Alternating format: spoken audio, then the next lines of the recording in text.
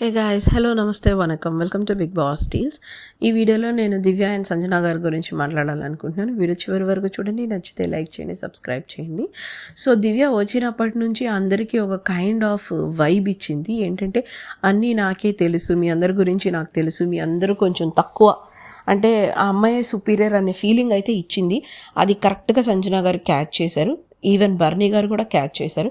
అది క్యాచ్ చేసి ఇందాక లైవ్లో కూడా శ్రీజ అంటుంది, ఆయనకి తెలిసిన వాళ్ళు లేదా ఆయనకి స్ట్రాంగ్ అవుతారు, ఆయనకి అపోనెంట్ అవుతారు అన్న వాళ్ళని అందరినీ ఆయన దగ్గరగా ఉంచుకొని ఆయన్ని వాళ్ళు రూల్ చేస్తున్నట్టుగా చేయాలని చూస్తున్నాడు. అందుకే దివ్యతో మెస్ చేయకూడదు అని భరణి గారు క్యాచ్ చేశారు. కాబట్టి ఆ అమ్మాయిని సాటిస్ఫై చేద్దామని ప్రతిసారి ట్రై చేస్తున్నారు. కాకపోతే ఆయన మంచితనం వల్ల ఆయన ఏదైతే ఒక గేమ్ ఆడుతున్నాడో ఆ గేమ్లో ప్రతిసారి ఆయన దివ్యనే బలివ్వాల్సిన పరిస్థితి వచ్చింది. దివ్య కూడా ఆయనకి బయట టాక్ బాగుందని ఆయనతో ఫ్రెండ్షిప్ చేయడం స్టార్ట్ చేసింది.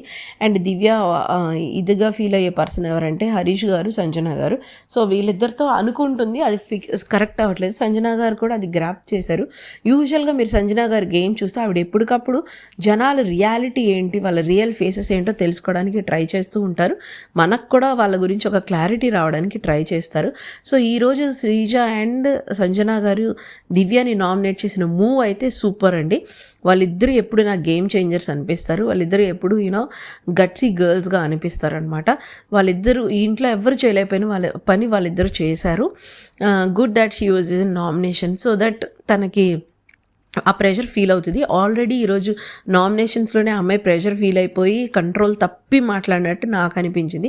తన బాడీ లాంగ్వేజ్ కానీ ఇది ఓవర్ కాన్ఫిడెంట్గా కొన్ని పదాలు మాట్లాడేసినప్పటికీ కొన్నిట్లో జంక్ అనేది మీకు కనిపిస్తుంది. ఖచ్చితంగా మీరు అది ఫీల్ అవుతారు. ఓ ఆవిడేంటి జంక్గా ఫీల్ అవుతుందని ఒక ఇదైతే ఫీల్ అవుతారనమాట. కొన్ని మాటల్లో కొన్ని లూజ్ వర్డ్స్ మాట్లాడేసింది. మొన్న మాట్లాడినంత కూల్గా, ప్రైడ్గా ఏం కాదులే అనే ఏం ఫరక్ పడదు అనే విధంగా అయితే మాట్లాడలేదు. ప్రౌడ్గా మాట్లాడింది, కానీ ఆ ప్రౌడ్లో కూడా ఒక బెరుకు అనేది నాకు అర్థమైంది అనమాట.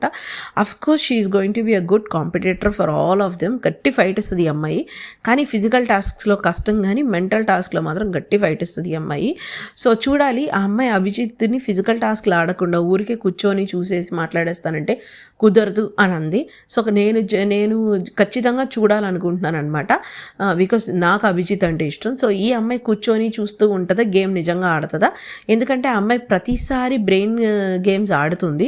మొన్న సుమన్ ఆడినప్పుడు కూడా తనని పైకి పంపించి కింద తినాడి స్ట్రాటజీ నాదని చెప్పింది. మరి అభిజిత్ కూడా అదే చేశాడు.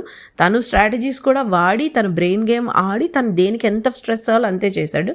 సో అతను అన్నప్పుడు ఈ అమ్మాయి గేమ్ అలా ఆడకూడదు.